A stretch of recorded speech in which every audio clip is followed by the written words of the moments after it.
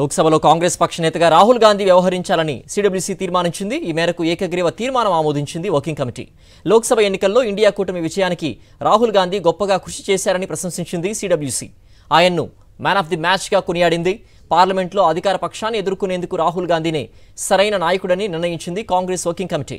లోక్సభలో కాంగ్రెస్ పక్ష నేతగా రాహుల్ గాంధీ వ్యవహరించాలని సిడబ్ల్యూసీ తీర్మానించింది. ఈ మేరకు ఏకగ్రీవ తీర్మానం ఆమోదించింది వర్కింగ్ కమిటీ.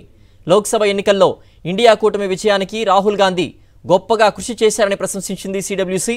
ఆయన్ను మ్యాన్ ఆఫ్ ది మ్యాచ్గా కొనియాడింది. పార్లమెంట్లో అధికార పక్షాన్ని ఎదుర్కొనేందుకు రాహుల్ గాంధీనే సరైన నాయకుడని నిర్ణయించింది కాంగ్రెస్ వర్కింగ్ కమిటీ.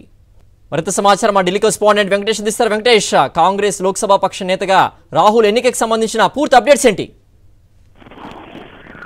రాహుల్ గాంధీని అపోజిషన్ లీడర్ గా బాధ్యతలు స్వీకరించాలని కాంగ్రెస్ వర్కింగ్ కమిటీ తీర్మానం చేసింది. అయితే దీనిపైన ఆయన ఇంకా నిర్ణయం తీసుకోవాల్సి ఉంది. సో కాంగ్రెస్ వర్కింగ్ కమిటీ సభ్యులందరూ కూడా దీనిపైన ఏకగ్రీవంగా తీర్మానం చేశారు.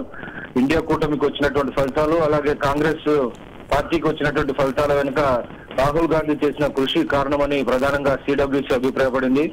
భారత్ జోడో యాత్ర కారణంగా దేశంలో కాంగ్రెస్ పార్టీ మళ్లీ తిరిగి పునర్వైభవం పొందిందని, ఆ దిశలోనే ఫలితాలు వచ్చాయి. కాబట్టి రాబోయేటువంటి రోజుల్లో పార్లమెంట్ లో ప్రతిపక్షానికి నాయకుడిగా రాహుల్ గాంధీ బాధ్యతలు స్వీకరించాలని సిడబ్ల్యూసీ సభ్యులందరూ కూడా సమావేశంలో విజ్ఞప్తి చేశారు. సో ఆ నేపథ్యంలో ఆ మేరకు సిడబ్ల్యూసీ ఒక తీర్మానాన్ని కూడా పాస్ చేసింది. రాహుల్ గాంధీ వెంటనే అపోజిషన్ లీడర్ గా బాధ్యతలు స్వీకరించాలని, కాంగ్రెస్ పార్లమెంటరీ పార్టీ నేతగా బాధ్యతలు స్వీకరించాలని వారు కోరారు. దానిపైన అతి త్వరలోనే రాహుల్ గాంధీ ఒక నిర్ణయం తీసుకోబోతున్నారు. సో ఈ రోజు సాయంత్రం 5:30కు పార్లమెంట్ సెంట్రల్ హాల్లో కాంగ్రెస్ పార్టీ లోక్సభ, రాజ్యసభ ఎంపీల సమావేశం ఉంది. నూతనంగా ఎన్నికైన ఎంపీలతో సమావేశం జరుగుతుంది. సో ఆ సమావేశంలో లాంఛనంగా రాహుల్ గాంధీని ఎన్నుకుంటారా, లేకుంటే రాహుల్ గాంధీ పదవిని స్వీకరిస్తారా లేదన్నది ఇంకా సస్పెన్స్ గా ఉంది. ఆయన ఎలాంటి నిర్ణయం ఇప్పటివరకు ప్రకటించలేదు.